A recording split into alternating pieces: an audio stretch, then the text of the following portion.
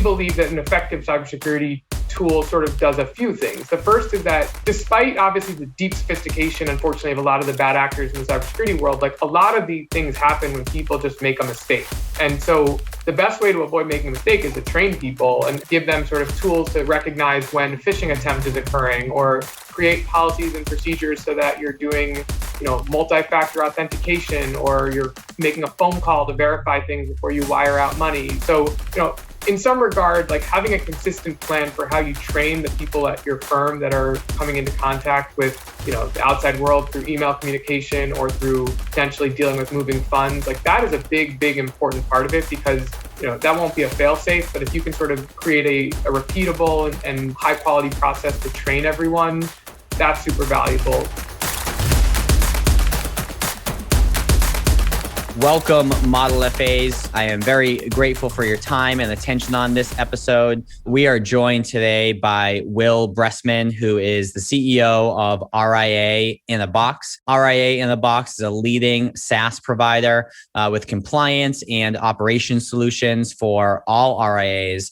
Their product is built by leading product managers and developers and backed by a team of regulatory experts. Will currently resides in Brooklyn, New York. And today we're going to be learning a little bit more about not just Will's backstory, but the backstory of RIA in a Box and how this came to fruition. And from there, the two topics that we're going to be discussing is the new marketing rule with the SEC as it relates to testimonials that you can get from clients and share on your social and website and things like that. And we had talked about that conversation and that topic in a prior episode with Brian Thorpe. So if you haven't listened to that episode yet, it may be nice to listen to both this one and that one so you get a full scope of, what this rule is all about and how it could have a positive impact on your business. From there, we're going to transition over to some operational components of the business and Will's philosophy on that. But for now, Will,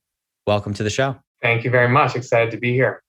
Awesome. So tell us a little bit about, your personal background. So, were you fresh out of college and you got, right into, RIA in a Box, or what was kind of that first step, once you got out of the schooling phase of your life? So I actually began my earlier career in unrelated industries. I had worked my first job was at Good Morning America, and then I worked in digital media. And then I went to business school right around the time of the financial crisis. And along with a classmate of mine who remains my partner today, GJ Ping, we sort of were interested in how we could help sort of build solutions that came out of that time. We graduated in 2010 and we're very eager to sort of explore, again, some of the just tremendous change that occurred and a lot of the fragmentation and independence that was emerging in financial services industry. So, my second chance to go at sort of entrepreneurship after business school was motivated a lot by the time and the things that were happening in the broader financial services world, and kind of just felt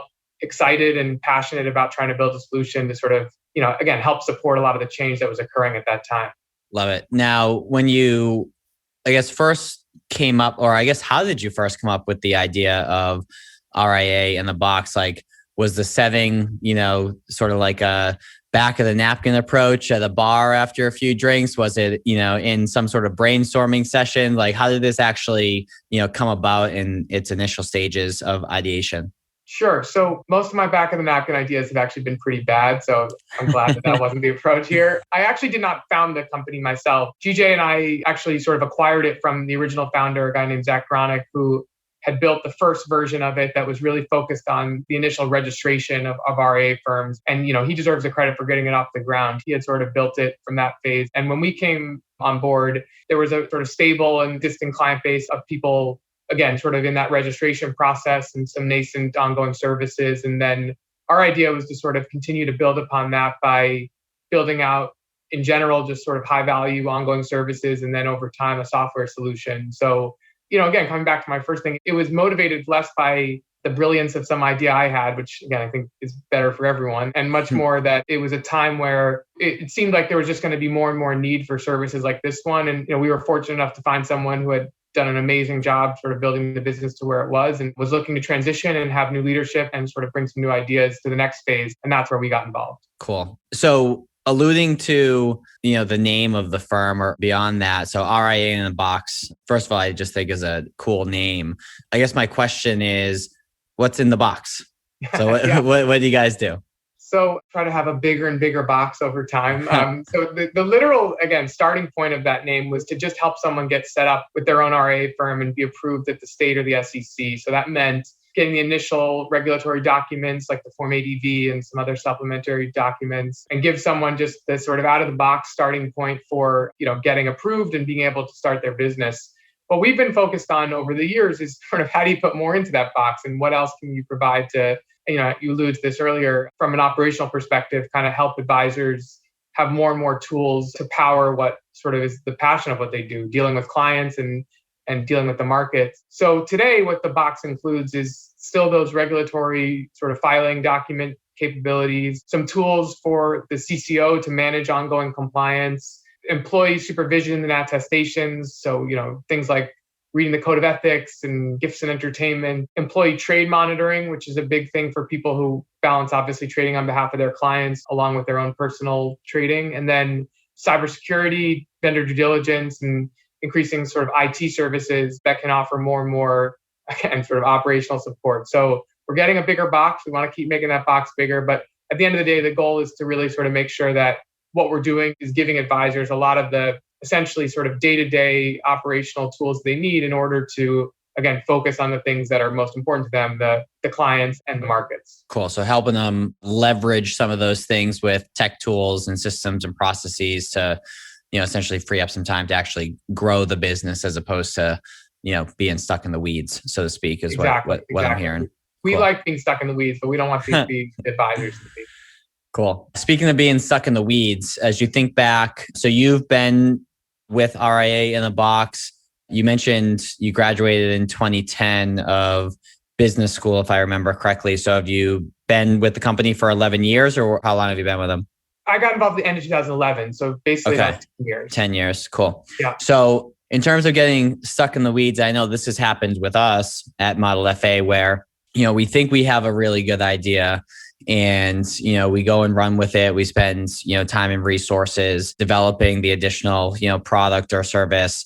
And then, perhaps it's not as well received as we had expected. So, we go back to the drawing board and reconfigure it or scrap it all together and, do a better job of listening to the marketplace and listening to our clients as to what exactly it is, they're looking for. So I guess over your decade-long journey with what you're doing, has there ever been a point in time where I wouldn't necessarily call it a failure, because if you learn from it, then it was, a lesson as opposed to a failure. But have you ever thought that a particular path was the path to go and come to find out it wasn't? Or what were some of the kind of the speed bumps along the way? Yeah, a lot of speed bumps along the way. If there's one thing I've learned, it's that, again, I don't think that we do everything perfectly and always will. I'd say one that really jumps out to us is, I was mentioning before that sort of evolution of what our product offering was, and particularly around software component of what we were developing. And again, sort of bringing, in the best case scenario, our expertise to our regulatory experts with some great product. And when we first built it, we were really pumped and proud of everyone. And it was a real unbelievable team contribution. And sincerely, I know everyone says that, but we really did a great job of translating the expertise into a product that everyone was very excited about. And we just put it out there and we were feeling really great and everyone was really pumped about it. And, we quickly realized that if you build it, they will come line is not really true. And I think what we experienced more than anything was that when we sort of just gave it away to our existing clients at the time that hadn't had a software experience, some of them thought it was cool, some of them didn't care. And we learned that sort of the best way to make any of our tools successful was obviously building them as strongly as we can, but then spending time communicating, training, helping our clients get value from them, engage from them. And it led to us building sort of a full onboarding team, because we naively thought that if you just put it out there, people would figure it out and love it and that all would be good. But we realized it's actually great to give clients the chance to ask questions, to do training, to have experts on our team be able to walk you through it. And, that was a wonderful lesson for us, because I think it's helped us with a lot of other subsequent releases that obviously you want to build a great product. Obviously you want to have a great expertise, but you also need to make sure that you can really help translate that to clients and make sure that they get a lot of value from it, because otherwise, it just sits on the shelf and no one feels great about it. Yeah, I agree. We experience that too, where, we have our digital course, that we offer that has, various sales and marketing, relationship building components to it. We have a slew of office hours that folks can attend on a monthly basis on a variety of various topics with subject matter experts.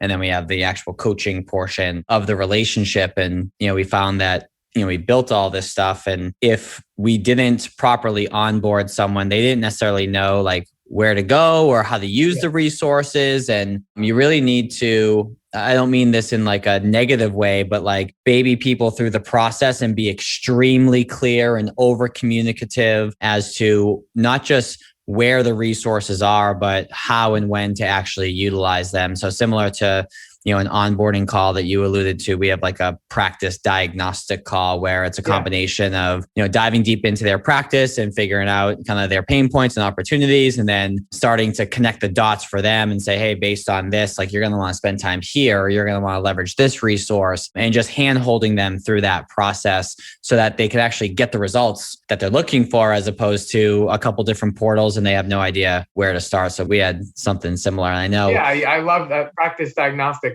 I may borrow that term. I think it's go for it. And look, I think like from my perspective, one of the amazing things about what both of us do is that if you do your job well, it really helps the clients. And so I think from my perspective, again, why this was such a great lesson is that we want people to get value from what we do. We want them to learn. We want them to feel as if it's a good service. And again, do we get everything right always? Of course not. But like, if we can sort of figure out the best way to help our clients feel like this is valuable, it's totally, it's a cliche line, the win-win. So, I mean, it's very motivating because if we can get this to be something that people appreciate, get value from, understand how to use, as you said, connect it to the practice, the elements of their practice that can benefit from, both sides are better off. And so I love that about what we do. And again, this was a great lesson learned the hard way, that we've got to sort of help lead the horse to water on some of this stuff, because ultimately then in the end, both sides are better. For sure. I also like the consistency in your language of, if you build it, they will come, and realizing that that's not always the case. I remember reading an article in FA, Financial Advisor magazine. You did a little Q&A session and shared a similar sentiment in It's a powerful lesson. I mean, it's one of the things I've learned most during this time. Awesome. Let's transition over to the new regulatory rule with the SEC as it relates to client testimonials. And I want you to share kind of like just what that is from a high level. And if it makes sense to dive a little bit deeper on this podcast, we will. And then I'll kind of share my perspective after you go through like what the rule is. I'll share my perspective in, how and why, it's important to actually leverage this moving forward, and quite frankly, be a first mover in this space. Cause I feel like there's a lot of ambiguity out there as to like what is allowed and what's not allowed. And not everyone's kind of jumping on this, immediately and kind of seeing how it shakes out. So I guess let's just start with like, what is the new rule? Sure. So first caveat is I'm glad you recommended listeners hear both episodes back to back. I'm sure they're going to get a lot more out of the first one than from mine. But no, I mean, I think, at the highest level, this is called Rule 2064-1. And in some ways, what's most interesting is that it used to be the advertising rule. Now it's called the marketing rule. And, there's also a related solicitation rule that is now impacted by this. And, again, maybe this is like a funny, oddly controversial statement. Like, we are fans of the SEC, and we think that what they try to do is sort of navigate an interesting middle ground of evolving with the world and the times, and then obviously still trying to hold true to sort of like the consumer protection and all the aspects that lead to some of these rules. So at the highest level, what this has done is it sort of reflected what the new world looks like. So obviously now in today's world, or I should say previously, doing things like posting on LinkedIn and social media were very difficult, if not outright forbidden, because the rules were written in a time where that wasn't even thought of as a way in which people would obviously get information about advisors or there'd be marketing. So now what sort of the I guess, new definition says is that, you basically can do most of these things. You can have sort of testimonials, you can have endorsements. It allows advisors to sort of not be as reactionary on them. And you can just sort of have policy that documents what you're doing. You have to have in your own sort of policies and procedure. You have to have ways of archiving the communication. But, again, like what you're sort of, I mean, I can run through the laundry list of what you are sort of not allowed to do versus allowed to do. But basically what you're not allowed to do is sort of say untrue things, have information that would make a client think that you're sort of guaranteeing anything or that you offer them benefits that are not realistic or consistent with market expectations. Again, basically you just can't be, I think the rule has a line that says you cannot be materially misleading. It still has the things around sort of performance results that you can't include. But again, what you are now allowed to do is allow sort of quote testimonials and endorsements that don't attest to sort of your performance, but more are consistent with almost anything else you see on the internet, which is like, I like this person, they're a great guy, they're a great woman, they help with our life and things like that. And again, as long as you're sort of documenting these, you're keeping proper archiving of the materials, and it's not for like a cash compensation type of endorsement, then you are now allowed to do so. Yeah, I think it's interesting because, and I'll get into also how I can see advisors utilizing this and why it's impactful. So to your point, when you're speaking with clients, I would even just make them aware and just say, hey, there's been an update, with the SEC in terms of rules and regulations around, client testimonials and things along those lines. And, one of the things is, when you go to, potentially go to a new restaurant, the first thing you do is look at the reviews. And quite often you can be swayed in either direction based on, the few reviews that you do happen to read. And you can ask them, I know for me anyways, I feel like we have a great relationship and I would love to be able to hear from you on your experience that I could potentially share across social channels and websites and email campaigns, things like that. Really focusing more so based on the rule around how our relationship has made you feel and kind of the process that we went through, staying away from, obviously hyper personal stuff and any performance related components to our relationship because they don't allow that. Would you consider and would you be open to, being one of the first people to, share a testimonial, not just with me, but with our industry, and just kind of ask in that sort of way with folks that you have a really good relationship with. And then I kind of alluded to it where you can share it across, social and website and things along those lines. And what it's kind of hitting on is this idea of groupthink. And I forget the book that I read that talked about this, but there was a study done where, or maybe it was even a video that I watched, where there was a study done where they had like 5 people in a room and they had 4 actors and 1 real participant. And what they did was they had all these people look at this screen that had different size lines, just like picture a vertical line. And, one was, bigger, one was smaller, they're all different sizes. And they were asked to pick what line was the longest. Okay.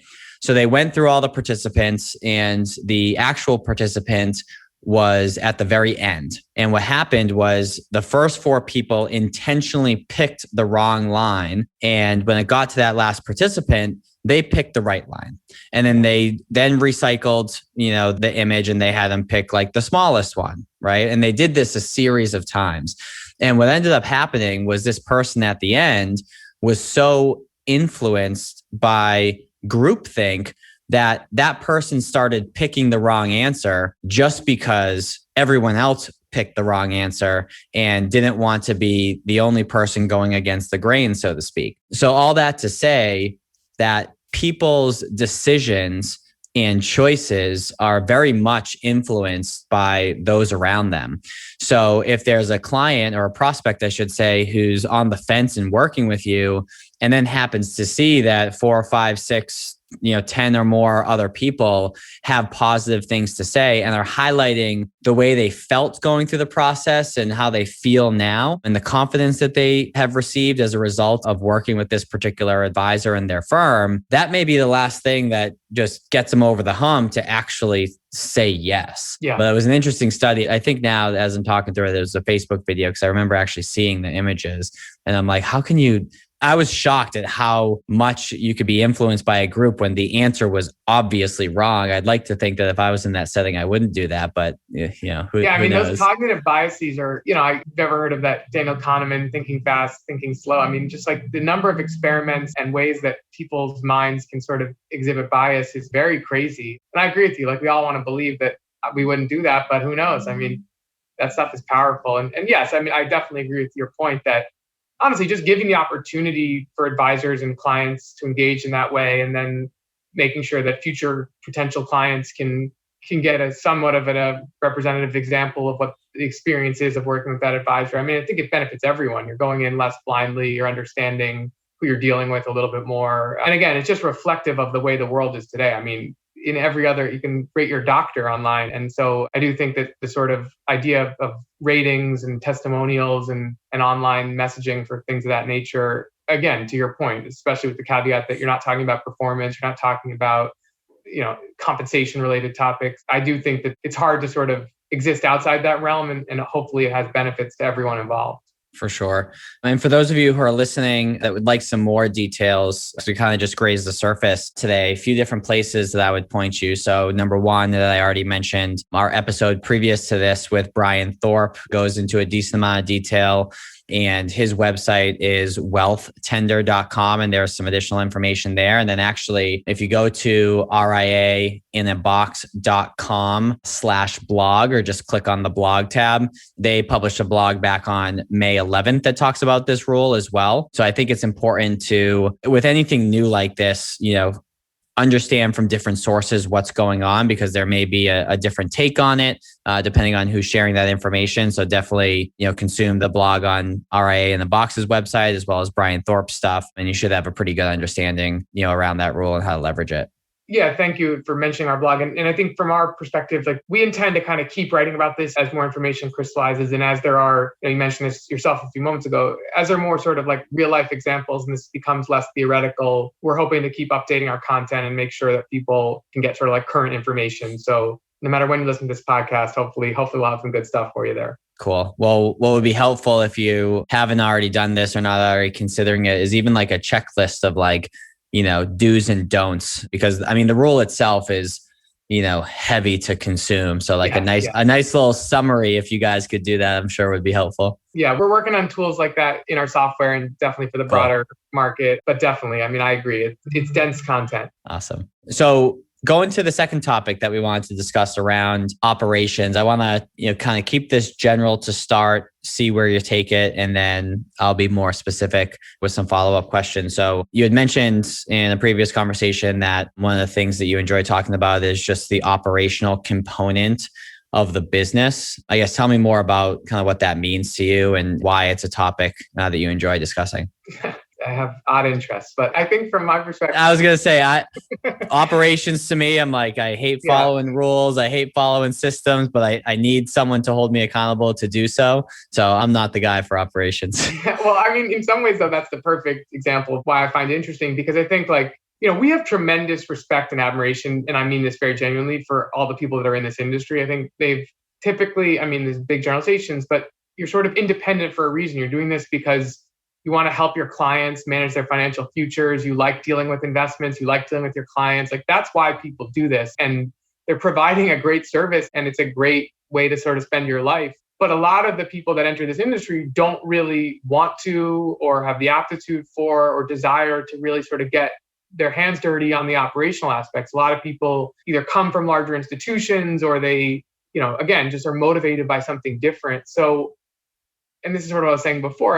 I've found it very rewarding to try to figure out how we can sort of just best support that journey on essentially the operational side, or the back end, or whatever you want to call it. And obviously starting with compliance, that was the natural jumping off point, because compliance is a topic where, no one, and this is one of my other cliche jokes, no one dreams about compliance as a kid. They're not doing this to sort of figure out how to do compliance, but people take it seriously. They know it matters. They know it's important. And, we've found that one of our best ways to sort of add value to the whole advisor ecosystem is to make that as high quality as possible. We're not trying to help people, cheat the SEC. We're not trying to help people skirt the rules. We're trying to help people do what they're supposed to do and do it in as efficient manner as possible. And when you sort of start with that mindset that we've had at the company, it's allowed us to sort of look for more opportunities to kind of get in the weeds of other aspects of operations that are pretty annoying. Obviously everyone today is extremely worried about cybersecurity for good reason. You see, pipeline hackings and ransomware every day, and it's a scary topic. And again, if you're an advisor, how do you know how to be the leading expert in cybersecurity? It's very difficult. So we're trying to help people figure that part out now. So we have tools and resources, both from a device management perspective, from a training and sort of guidance perspective. And recently we've added more just infrastructure for people's sort of virtual desktop environments. And again, it's the same idea. Like, how do we sort of make things operationally efficient for advisors? But even beyond our own offerings, and I'm happy to go into more of what we do, I just think like fundamentally, there's so much good in this industry and so much sort of area to add value to customers' lives and to the advisors themselves. And it does seem that like, despite the explosion of amazing investment products, robo-advisors, direct indexing, thousands of ETFs and mutual funds, despite the explosion of amazing client tools, sort of like risk management and CRM and just many ways you can sort of better engage with your clients, there just isn't a lot that helps people do sort of everything else. And I think it's always, as an entrepreneur, it's interesting to sort of spend time in the place where, there aren't great solutions. And if you can build something that's helpful, maybe they won't come automatically, but you can build something that adds a lot to the equation. And so that's why I'm passionate about it. Obviously, again, I'm happy to go into any of the details of it, but for me, that's a very motivating thing to sort of figure out, like, the place where there hasn't been a lot, how do you help? And because that's a place where people need a lot of help, what's the best way for us to do it? So let's actually go down the path of cybersecurity. So I have a client who, I don't know, maybe 9 to 12 months ago or so. So they have a tax planning practice, and then they have a wealth management firm as well. And they each kind of feed each other, so to speak, in terms of clients. And they had a situation to where their systems were compromised. And I remember, I wasn't able to help them as it relates to the logistics of what to do from like a compliance standpoint, but I was able to help them as it relates to how to communicate this news with clients. And they were petrified that, they were going to lose a lot of clients. And fortunately, they actually didn't lose any because they were open and honest and, transparent about what was going on. They gave resources as to, hey, here's how you can check if your information's been compromised. And here's the things that you should consider changing, yada, yada, yada. So they powered them to, address this, to protect themselves. But how do you be proactive about this and stay ahead of some of these cybersecurity issues, in your practice?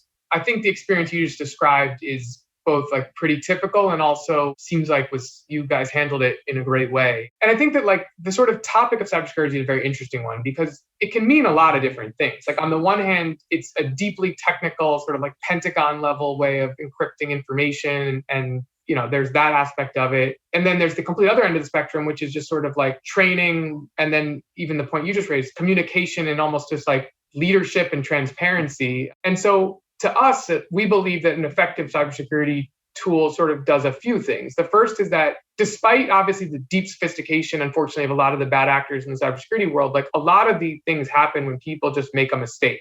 And so the best way to avoid making a mistake is to train people and give them sort of tools to recognize when a phishing attempt is occurring or create policies and procedures so that you're doing, multi-factor authentication or you're making a phone call to verify things before you wire out money. So, in some regard, like having a consistent plan for how you train the people at your firm that are coming into contact with, the outside world through email communication or through potentially dealing with moving funds, like that is a big, big important part of it because, that won't be a fail safe. But if you can sort of create a repeatable and high quality process to train everyone, that's super valuable. The second aspect is just sort of awareness of what's going on. Because again, if God forbid something does happen, like you need to know quickly and then, to your point, be able to communicate about it with ways to sort of remedy the situation or shut it down. So, for us, that's things like inventory management and it's ways of sort of monitoring the system through, again, the virtual desktop solutions. Because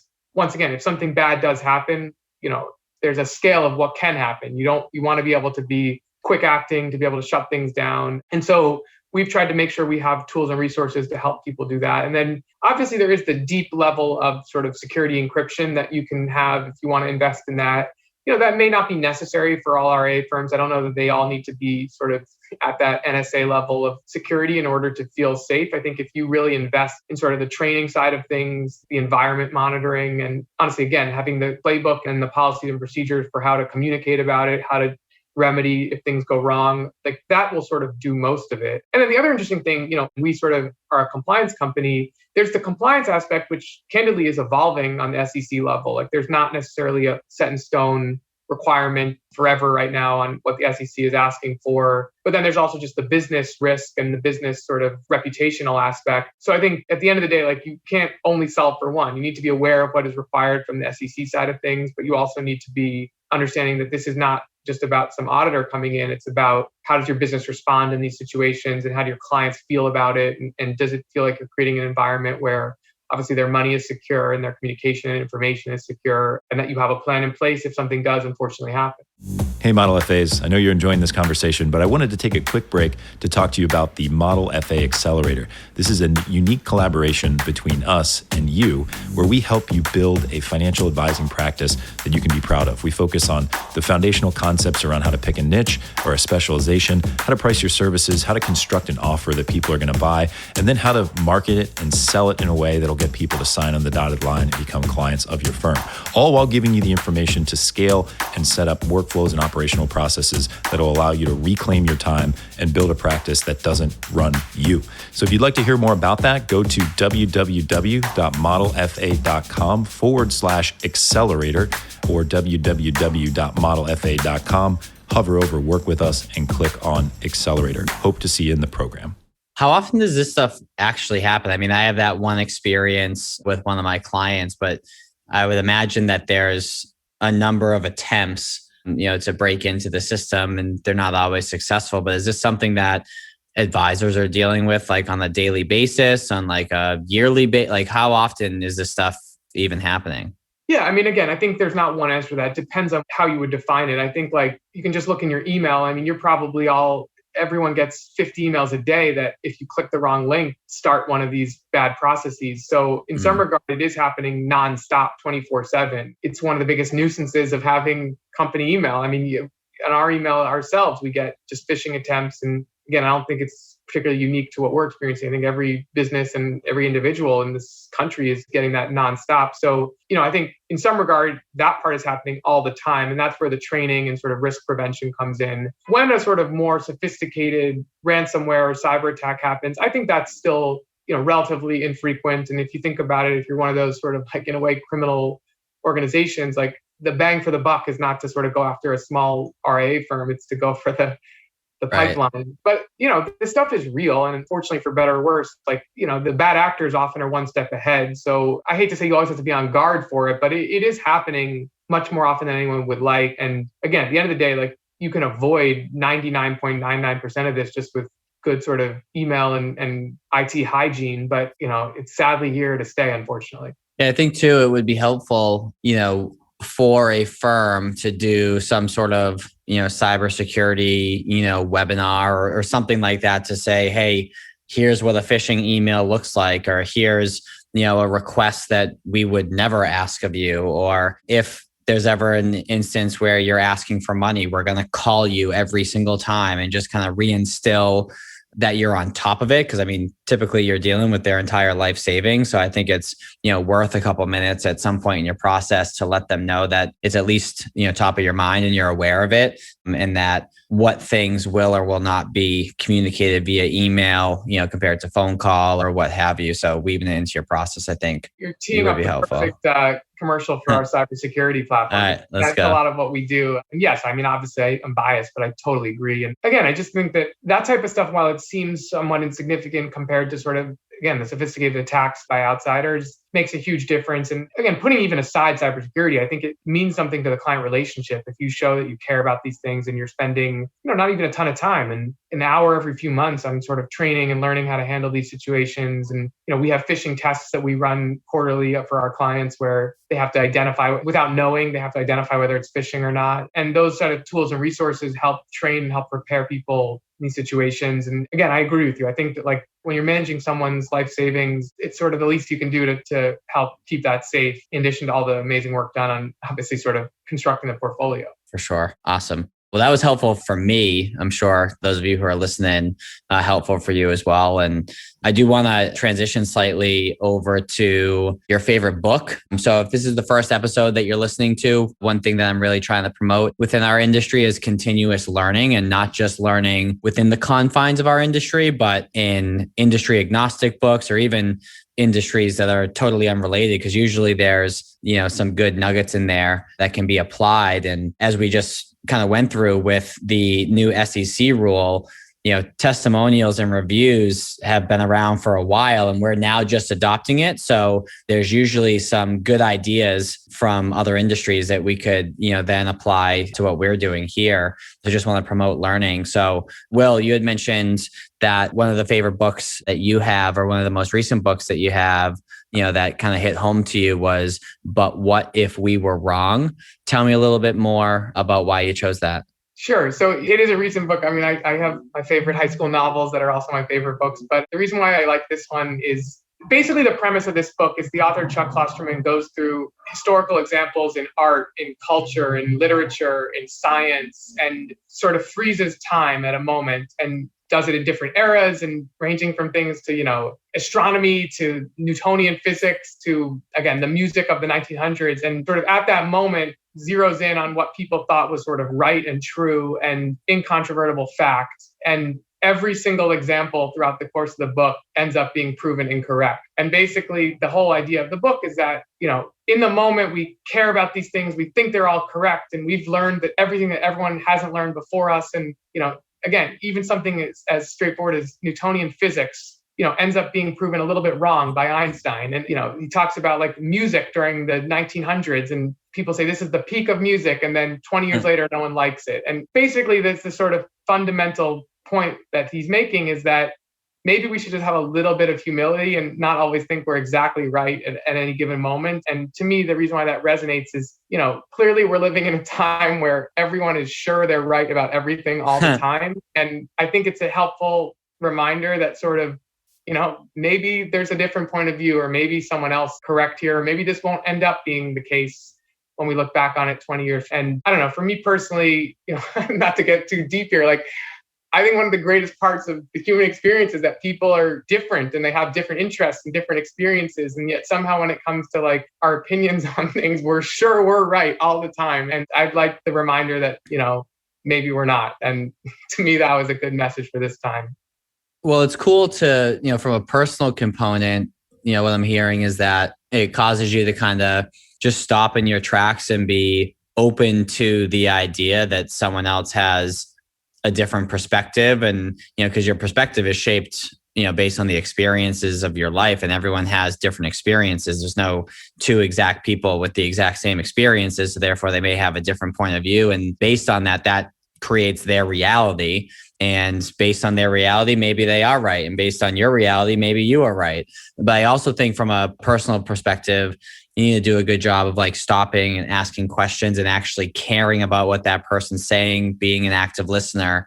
And who knows, maybe there's something that's shared that you're like, oh, I never thought of it that way. And now, boom, you're on a different trajectory than you would have been otherwise. But even on a professional basis, and I still need to consume this book, but on the surface, based on what you're saying, I think it would be a good book to read as a preliminary component to like a company retreat or something like that, where you're trying to, map out the next year or next few years or whatever, and just say, hey, let's read this book first. Let's understand that just because we've done it this way for a while doesn't mean it's the best way. Let's try and break this thing down and see what the next iteration is, of it. And we have an episode that's going to be released slightly before yours with a gentleman by the name of Ron Bullis. And his team, he's got 19 folks on his team. Either 4 or 5 of them are client-facing advisors.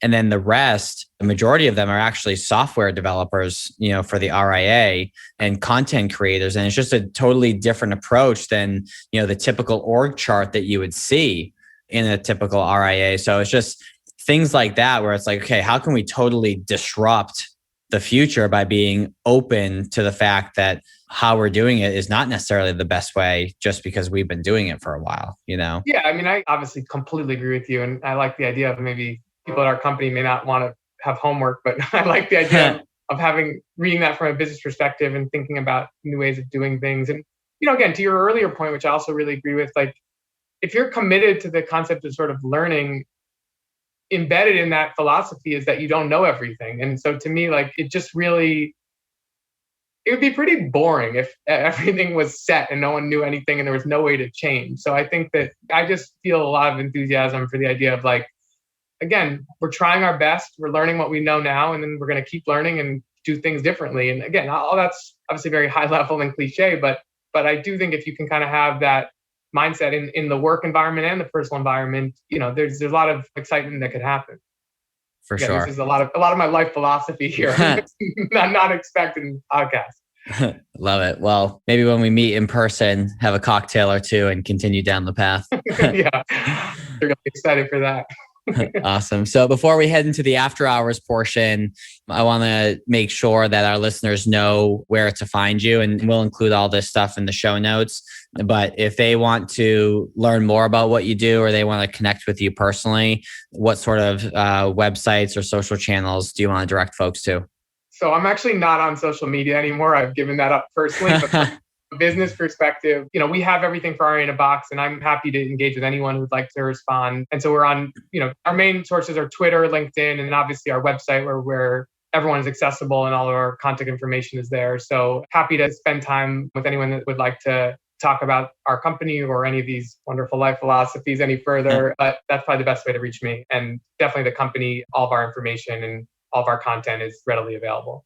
Awesome. And if I understand correctly, just to make sure we're very clear to whoever's listening to this, initially when you guys started, it was mainly around the regulatory component of starting an RIA. So it was almost like a one and done sort of interaction. That is not the case anymore. You have plenty of ongoing services as well, regardless of the stage that the RIA is in. Is that correct? Correct. Yeah. Our primary business now is the ongoing services, and we can work with you from day one, or we can work with you at your 10th year when you want to sort of get more scale and efficiency. So we have changed, as you've mentioned, over the years.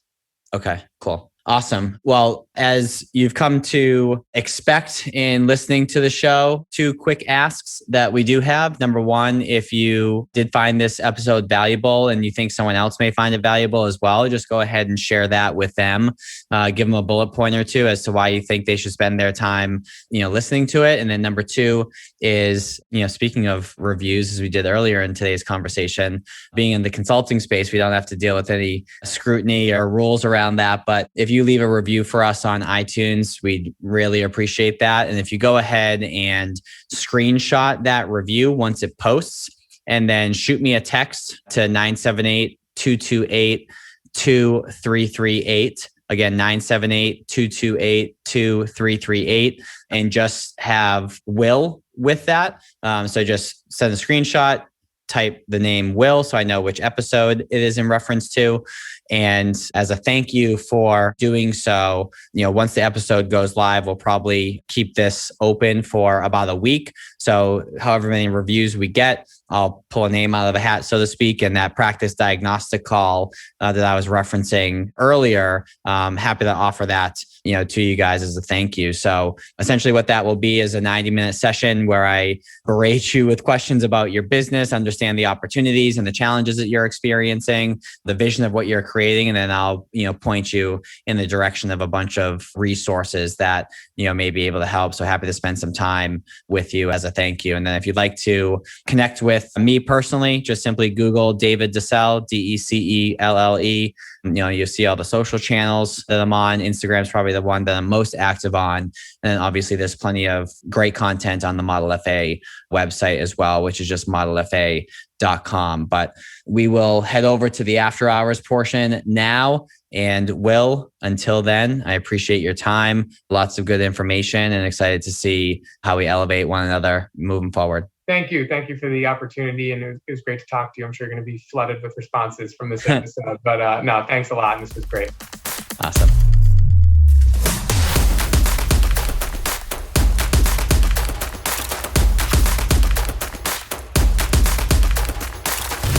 Cool, man. That was great. I read a lot of books, but your overview of the book motivates me quite a bit to move that up on my list, because I'm all about kind of, blowing something up and getting a totally different perspective. And I think it just, helps people's minds, expand a little bit more than, used to. As I said, for this time that we're in, it's an interesting book because it really how certain everyone is about everything all the time. Like, it's just a nice sort of way to counterpoint that. But yeah, I don't want to overstate it, but I did like it a lot. So hopefully you'll like it. Well, something tells me the way that people are certain about the facts that they have in their life, something leads me to believe that that may be one of the reasons why you're not on social anymore.